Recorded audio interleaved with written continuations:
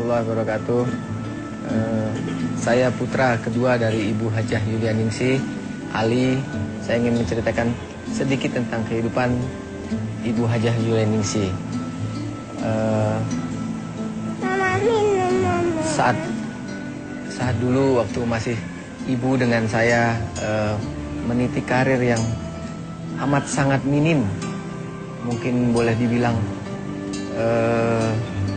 sangat rendah lah kehidupan ekonomi ibu saat meniti karir dengan saya dan keluarga, sampai akhirnya kita berusaha untuk ngontrak di salah satu rumah di daerah Bekasi.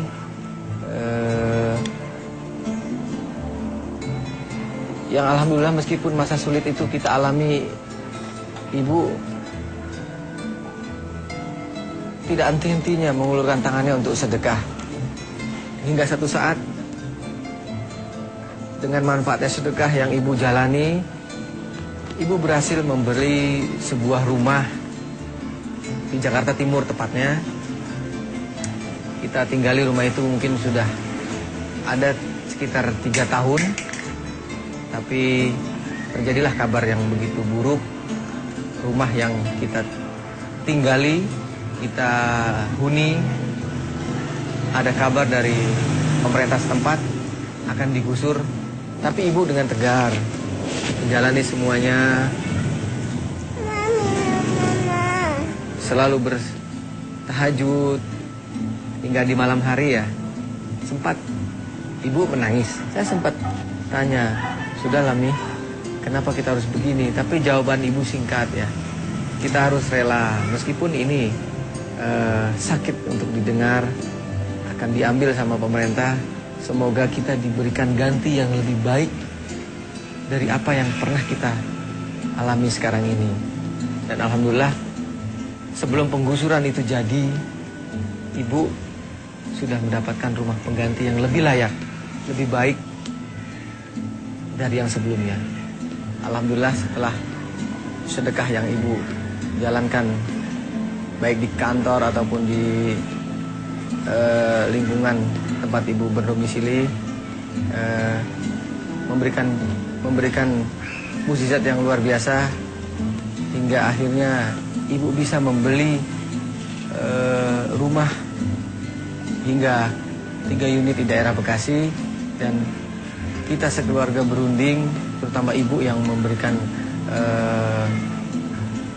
niat untuk memberikan satu rumah yang dimiliki ibu untuk disedekahkan. Moga-moga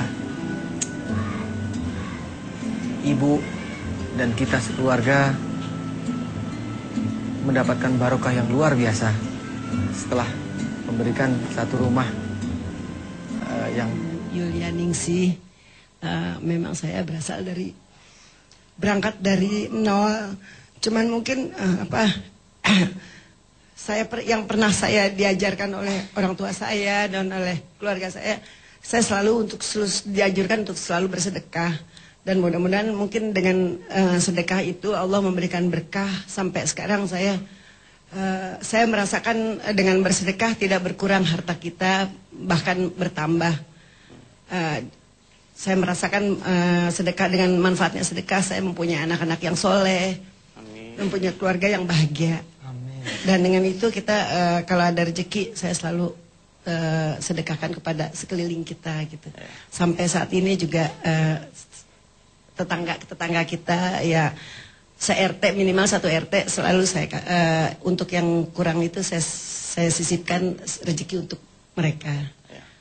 Untuk berbagi. Terus ya sudah. Rumah yang tadi sempat kita lihat di TV itu disedekahkan ibu ya? Iya, insya Allah. Alhamdulillah.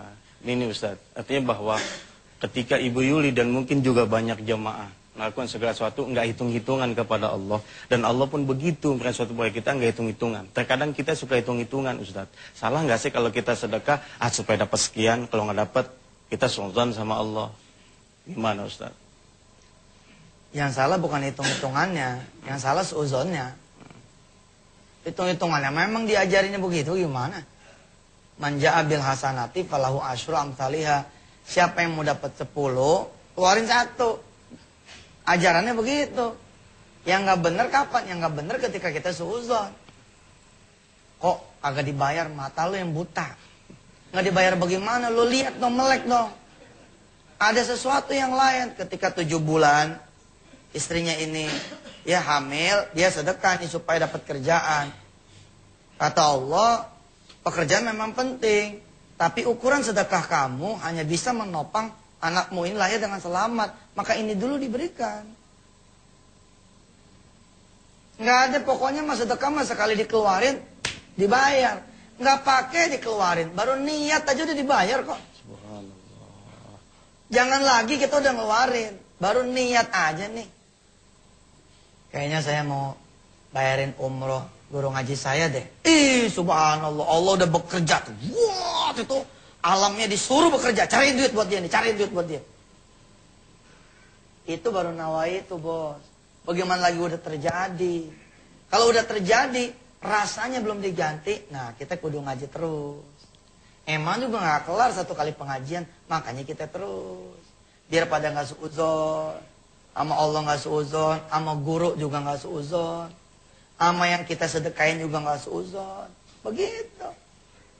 Nggak mungkin. Saya katakan, enggak sedekah aja. Enggak sedekah aja nih baru nawa itu udah kejadian. Bagaimana lagi kalau emang itu belum nawa itu? Apa? Bukan sekedar nawa itu. Zaman dulu nih ada seorang Bani Israel. Dia ngelewatin gunung. Saat Bani Israel kelaparan. Dia bergumam begini gumamnya. Ya Allah, kalau aku memiliki gandum sebanyak gunung ini. Kalau aku memiliki gandum sebesar gunung ini. Niscaya aku sudah akan bagikan nih. Bani-Bani Israel yang kelaparan di negeriku ini ya Allah. Allah menurunkan firman-Nya lewat Musa. Wahai Musa, katakan. Hambaku itu sudah mendapatkan pahala. Seperti gunung itu memang menjadi gandum miliknya dia. Padahal gunung itu tidak berubah jadi gandum. Emang itu udah disebut sama Allah, udah diseru. Baik, kita kembali ke materi yang awal. Saya ingin mengajarkan kepada saudara-saudara semua. Kalau kita nggak bisa sedekah, pakai duit kita kagak cukup.